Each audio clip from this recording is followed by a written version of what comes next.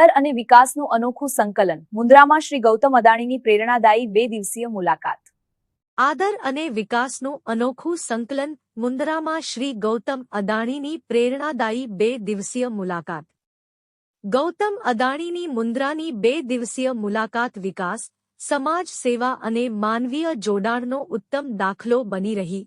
શનિવારે તેઓ અમદાવાદથી મુન્દ્રા પહોંચ્યા બાદ ઝરપરા ગામે સામાજિક અગ્રણીના અવસાન પર શોક વ્યક્ત કરી સંવેદના વ્યક્ત કરી.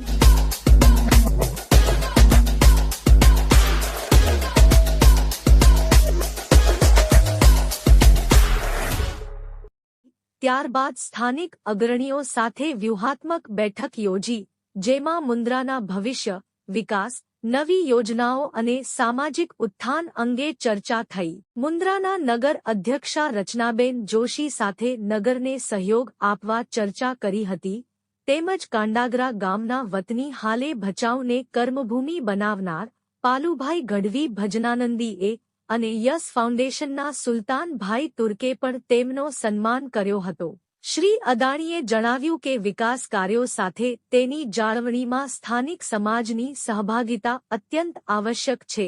શિક્ષણ, આરોગ્ય અને પર્યાવરણલક્ષી ક્ષેત્રે નવા પ્રોજેક્ટ લાવવાની પણ પ્રતિબદ્ધતા વ્યક્ત કરી. રવિવારે મહાશિવરાત્રી નિમિત્તે તેમણે શ્રી દાનેશ્વર મહાદેવ મંદિર ખાતે પૂજાઅર્ચના કરી લોકોની સુખાકારી માટે પ્રાર્થના કરી. મુલાકાત દરમિયાન તેમણે અદાણી ગ્રુપના વિવિધ એકમો, petrochem plant, buildcast factory, solar panel manufacturing plant અને વોટર ડિસેલિનેશન પ્લાન્ટનું નિરીક્ષણ કર્યું. સૌથી સ્પર્શક ક્ષણ ત્યારે સર્જાઈ જ્યારે શ્રી ગૌતમ અદાણીએ લેબર કેન્ટીનમાં કામદારો સાથે બેસીને સામાન્ય કપમાં ચા પીધી અને આત્મીયતાથી સંવાદ કર્યો.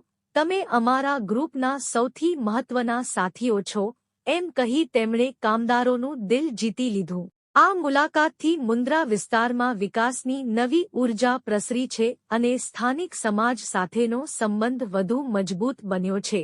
Bureau report, news 11 Gujarat. Mundra, Kutch.